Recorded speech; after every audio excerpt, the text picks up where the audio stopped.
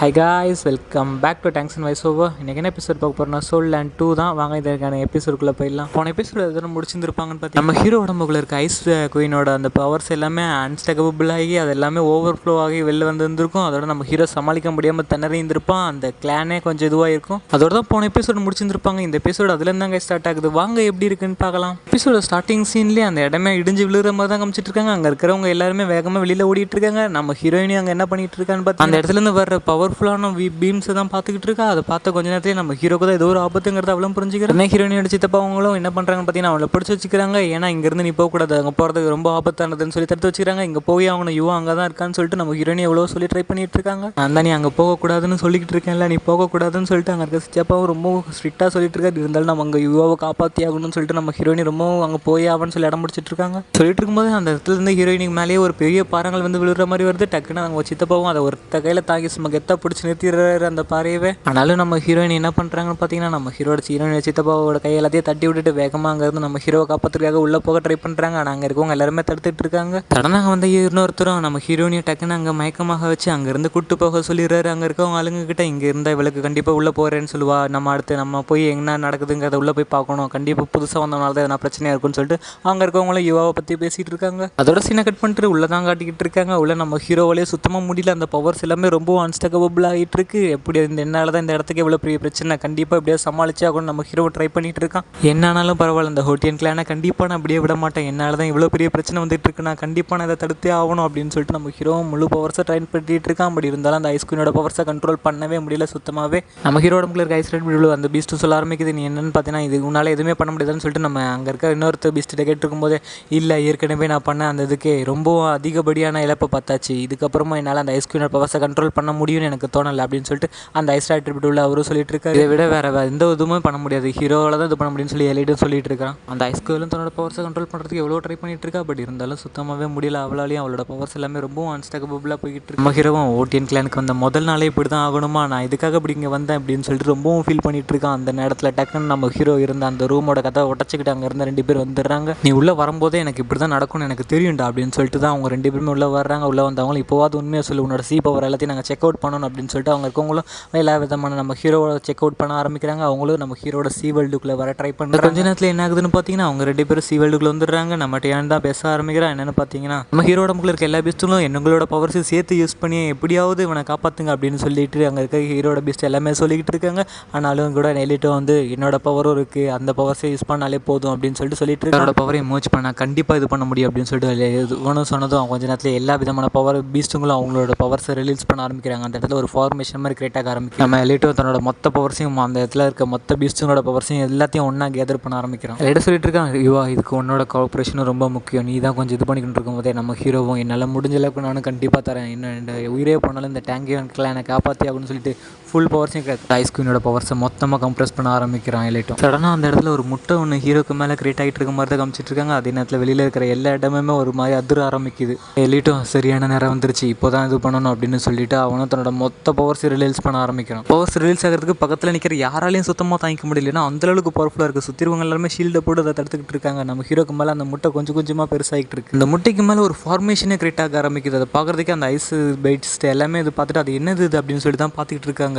அதே நேரத்தில் சரியான நேரமும் இதுதான் அப்படின்னு சொல்லிட்டு தன்னோட சோலை மொத்தமாகவே சாக்ரிஃபைஸாக பண்ணி அந்த இடத்தையே சேஃபாக மாற்ற ஆரம்பிக்கிறார். அந்த முட்டை கொஞ்சம் கொஞ்சமாக பெருசாகுது. அதை பார்க்குற எல்லாத்துக்குமே செம்ம ஷாக்கு. சடனாக அந்த முட்டையிலேருந்து வந்த ஒரு ஃப்ளாஷ் அந்த இடத்தையே கிழிச்சிக்கிட்டு வேகமாக அந்த ஃபார்மேஷன் நோக்கி அந்த ஃபார்மேஷன் எல்லாத்தையும் ஒட்டச்சிட்டு வேகமாக வானத்தை நோக்கி போயிட்டு இருக்கு. அது எல்லாத்தையும் பார்க்குற எல்லாத்துக்குமே செம்ம ஷாக் ஆகுது. அந்த இடத்துல ஒரு பெரிய ஒயிட்டான இதுவே வந்துட்டு அதுக்கப்புறம் தான் அந்த இடம் கொஞ்சம் கொஞ்சமாக ரிலாக்ஸ் ஆக ஆரம்பிக்குது. மற்ற பீஸ்ட்டுக்கு எல்லாத்துக்கும் அவங்களோட பவர்ஸும் கொஞ்சம் கொஞ்சமாக ரெக்கவர் ஆக ஆரம்பிக்குது. அதே நேரத்தில் என்ன ஆகுதுன்னு பார்த்தீங்கன்னா நம்ம எலிட்டும் தரணும் கொஞ்சம் கொஞ்சமாக அதோட பவர்ஸ் எல்லாமே இதுவாக ஆரம்பிக்குது. அதே நேரத்தில் அந்த ஐஸ் குயினும் அங்கே வந்துடுறாங்க. அங்கே வந்த கொஞ்ச நேரத்துலேயே எனக்காக இவ்வளோ தூரத்துக்கு ஹெல்ப் பண்ணதுக்கு ரொம்ப நன்றி அப்படின்னு சொல்லிட்டு அவங்களும் தலைவணங்கிட்டு இருக்காங்க. கொஞ்ச நேரத்தில் அந்த டேங்க் கிளானும் கொஞ்சம் கொஞ்சமாக நார்மலாக ஆரம்பிக்குது. அங்கே இருந்தவங்க எல்லாருமே அந்த இடிஞ்சு விழுந்தது எல்லாமே கொஞ்சம் கொஞ்சமாக நார்மல் ஆகிட்டு இருக்கு. அந்த ஹேமர் எல்லாத்தையும் இது பண்ணிவிட்டு எல்லாருமே ஓகே ஆகிட்டாங்க.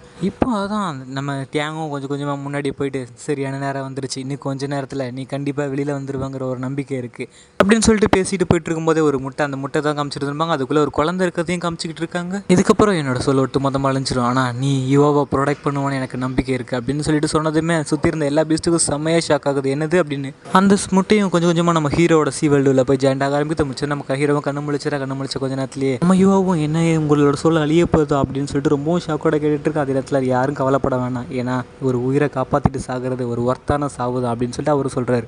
அதனால் நீங்கள் யாரும் என்னை நினச்சி கவலைப்பட வேணாம், ஏன்னா இந்த உலகத்தில் நான் ரொம்ப நாள் வாழ்ந்துட்டேன். யுவா, நீயும் ரொம்பவும் நல்ல பையன்தான், உன் கூட இருந்த ஒவ்வொரு நாளுமே ரொம்பவும் நான் ஹாப்பியாக தான் ஃபீல் பண்ணேன் அப்படின்னு சொல்லிட்டு எல்லிட்டும் சொல்லிகிட்டு இருக்கேன். ஆனால் எனக்கும் ஒரு ஆசை இருக்குது அப்படின்னு சொல்லிட்டு சொல்கிறாரு அவரும். நீ என்னோட ஸ்டூடெண்ட்டை மாறுவியடா அப்படின்னு சொல்லிட்டு அவரும் கேட்குறாரு. கேட்ட கொஞ்ச நேரத்தில் நம்ம ஹீரோவை முட்டி போட்டு அவருக்கு தேவையான எல்லா விதமான மரியாதையும் செலுத்த ஆரம்பிக்கிறேன். நம்ம ஹீரோ ஒரு மாஸ்டருக்கு நான் உங்களை மாஸ்டராக ஏற்றுக்கிறேன் அப்படின்னு சொல்லிட்டு எனக்கு கடைசியாக கிடைக்க வேண்டிய சந்தோஷமும் நான் எதிர்பார்த்துட்டு இருந்த ஒரு இதுவும் எனக்கு ஒரு ஸ்டூடெண்ட்டு கிடச்சிட்டான், எனக்கு இது போதும்டா, இதுக்கு மேலே வேறு என்னடா, இதோட நான் நிம்மதியாக செத்து போவேன்டா அப்படின்னு சொல்லிட்டு அவரும் கொஞ்சம் கொஞ்சமாக காத்தா கரைய ஆரம்பிக்கிறேன். நம்ம ஹீரோவும் இல்லை என்னை விட்டு போகாதீங்கன்னு சொல்லிட்டு ரொம்பவும் கத்திட்டே அழுதுகிட்டே தான் ஓடிட்டு இருக்கு. அந்த சீனை கட் பண்ணிட்டு நம்ம ஹீரோயினை தான் காமிச்சிட்டு இருக்காங்க. ஹீரோயினே வேகமாக இருந்துச்சு வேகமாக ஓடி வந்துட்டு இருக்கா. ஹீரோக்கு என்னாச்சுன்னு தெரியல அப்படின்னு சொல்லிட்டு ஓடி வந்துருக்கும்போது அங்கே எல்லாருமே நம்ம ஹீரோக்கு ப்ரொடக்ஷனாக நின்றுட்டு இருக்காங்க. நம்ம ஹீரோ கல்டிவேஷனில் உட்காந்துட்டு இருக்கான். நம்ம ஹீரோ வெளியில் இல்லை வேணான்னு சொல்லி பழம்பிட்டு இருக்காரு. நம்ம ஹீரோனுக்கு புரியுது என்னாச்சுன்னு சொல்லிட்டு நம்ம ஹீரோ கேட்டுட்டு இருக்கா. ஆனால் நம்ம ஹீரோ இல்லை அவனோட சி வேர்ல்டுல தான் பேசிகிட்டு இருக்கான், எதுவுமே நினச்சுன்னு தெரியல.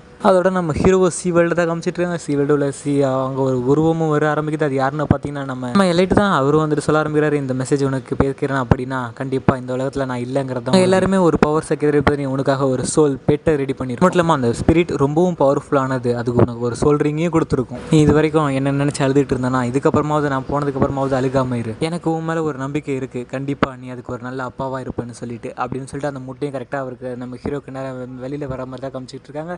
அந்த முட்டையும் ரொம்பவும் பவர்ஃபுல்லாக இருக்கிறதுங்கிறது நம்ம ஹீரோக்கையும் ஃபீல் பண்ண முடியுது. சரி இதுக்கப்புறம் உன்னோட ஜேர்னி நீ தான் பார்த்துக்கணும் அப்படின்னு சொல்லிட்டு அங்கேருந்து நம்ம அவரும் மறைகிறாரு கொஞ்சம் கொஞ்சமாக. அவர் அங்கேருந்து கிளம்புனா கொஞ்ச நேரத்துலேயே என்ன ஆகுதுன்னு பார்த்தீங்கன்னா நம்ம ஹீரோவும் மற்ற பெஸ்ட்டுங்களை தேட ஆரம்பிக்கிறான். அப்போ தான் டக்குன்னு அந்த ஐஸ் அட்ரிபியூட்டில் கேர்ள் வந்து அதுவும் சொல்ல ஆரம்பிக்குது, எங்களோட மொத்த பவர்ஸையும் பயன்படுத்திட்டோம், இதுக்கப்புறம் எங்களாலேயே முடியாது, கண்டிப்பாக நாங்கள் இதுக்கப்புறம் தூக்கத்தில் தான் போயிடுவோம், அந்த கண்டிப்பாக நாங்கள் எந்திரிக்கிறதுக்கு நீ 50வது லெவலில் தொட்டதுக்கப்புறம் தான் கண்டிப்பாக நாங்கள் 2 பேரும் வருவோம் உனக்கு உதவி பண்ணுறதுக்கு, கண்டிப்பாக எங்களோட லெவல்ஸ் நீ 50 லெவலில் ரீச் பண்ண கொஞ்ச நேரத்துலேயே நாங்கள் கண்டிப்பாக கண் முழிச்சிருவோம்னு சொல்லிட்டு இருக்க 2 பீஸ்ட்டும். அவ்வளோதான், அந்த 2 பீஸ்ட்டும் போய் அதோட ஆழ்ந்த உலகத்தில் போயிடுது. நம்ம ஹீரோவும் ரொம்பவும் ஃபீல் பண்ணிக்கிட்டு அதோட தான் கொஞ்சமாக கண் முழிக்க ஆரம்பிக்கிறான். அந்த இல்யூஷியல் வேர்ல்டு விட்டு சி வேர்ல்டு விட்டு வெளியில் வர்றான். ஏதாச்சும் கொஞ்ச நேரத்துலேயே நம்ம ஹீரோவை செக் பண்ணி பார்க்குறாங்க. செக் பண்ணி கொஞ்ச நேரத்துலேயே நம்ம ஹீரோவோட உடம்புக்குள்ளே ஒரு முட்டை இருக்குங்கிறத புரிஞ்சுக்கிறாங்க. அது கொஞ்ச நேரத்துலேயே பொறிக்க போகுது அப்படின்னு சொல்லிட்டு அங்கே இருக்க எல்லாரும் சொல்லிக்கிட்டு இருக்காரு. அதை கேட்குற சுற்றி இருக்கவங்க யாராலையும் அது எதுவுமே சரியாக புரியாதனால சிரிச்சுக்கிட்டு இருக்காங்க. என்ன முட்டை பொறிக்க போதா அப்படின்னு சொல்லிட்டு ரொம்பவும் காமெடி பண்ணி சிரிச்சுக்கிட்டு இருக்காங்க. அங்கேருந்து எலிட்டோட சோலும் கொஞ்சமாக போய் காற்றுல மறந்துக்கிட்டு இருக்க மாதிரி தான் காமிச்சிட்டு இருக்காங்க. சடனாக அந்த எலிட்டோட சோலும் ஒரு இடத்துக்கு போய் நிற்க ஆரம்பிக்குது. அப்போ திடீர்னு ஒரு வாய்ஸ் கேட்க ஆரம்பிக்குது,